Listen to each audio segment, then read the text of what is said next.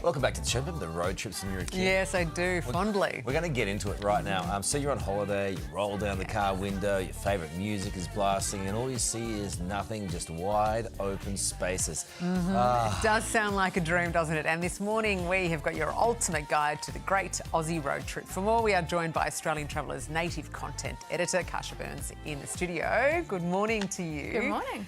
So yes, we have fond memories. I remember driving from Melbourne to Queensland and a few stops along the way when we were a young family. Is that still popular?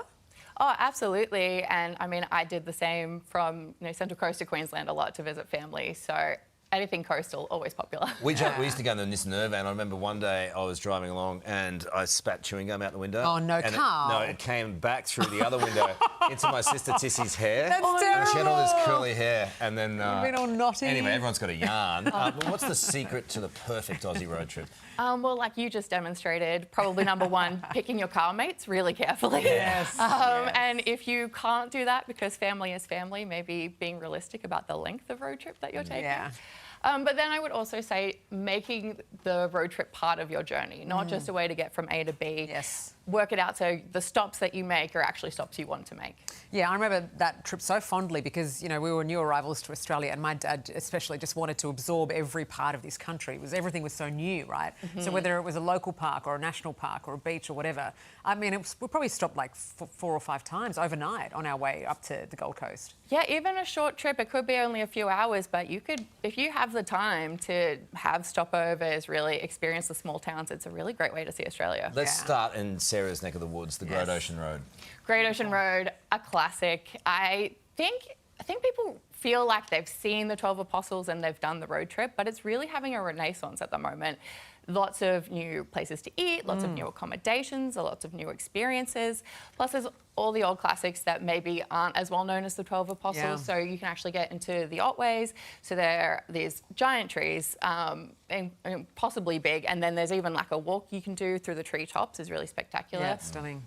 Obviously, lots of animals down there. You can see koalas. There's kangaroos everywhere. Erskine Falls is there as well. Yes, yeah, absolutely. There's just so much natural beauty there. And, I mean, obviously, seafood. If you love seafood, there's a lot of places to stop along the way. See, I'm not stopping. If I get in the car, I'm not stopping. You just want to get not from A even to B? not even for a wee break. I'm like, hold on to it. Let's got the go. NASA I nappies just want on. to get there.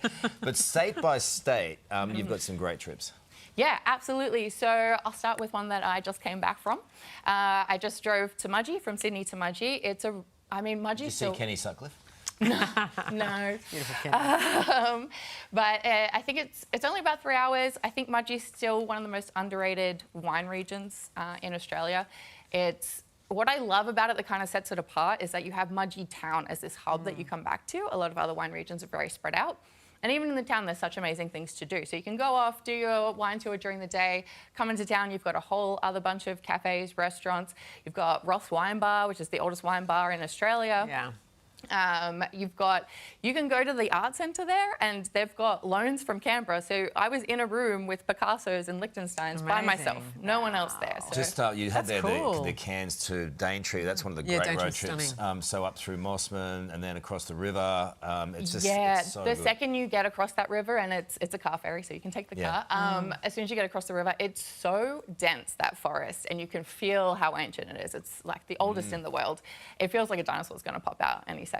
Or a cassowary. Or a cassowary, yeah, probably more realistic, the cassowary, yeah, which is really gorgeous. Another one, Great Alpine Road. So that's another one in Victoria. Obviously, Great Ocean Road, go a different direction, go through the Alps there. Really beautiful. Limestone Coast in South Australia isn't talked about enough. The possibilities are endless, aren't they? I mean, we're so lucky in this country to have such beautiful natural wonder. Kasha, thanks so much for sharing that again with us and just reminding us of what we can do in our own backyard. And how good are kids in the car? Are we there yet? Are we there yet? Oh, so annoying.